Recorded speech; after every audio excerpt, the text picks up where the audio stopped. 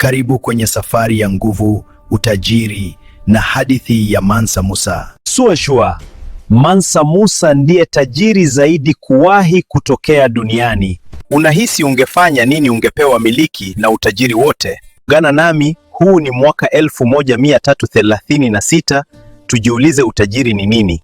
Utajiri ni pale mali zinapobadilisha maisha ya mtu mmoja. Huyu ni Mansa Musa, mfalme wa Mali. Utajiri wake ulikuwa mkubwa kuliko dhahabu za milima. Alijenga misikiti mikuu na shule za maarifa Timbuktu, akitangaza elimu na biashara. Huu ni msafara wa Mansa Musa kutoka Mali hadi Makka. Tajiri anaenda kuhiji. Asante sana Mansa Musa. Allahu hamdulillah, mashallah. Kutoka hapa katika jangwa la Sahara, tukutane kesho.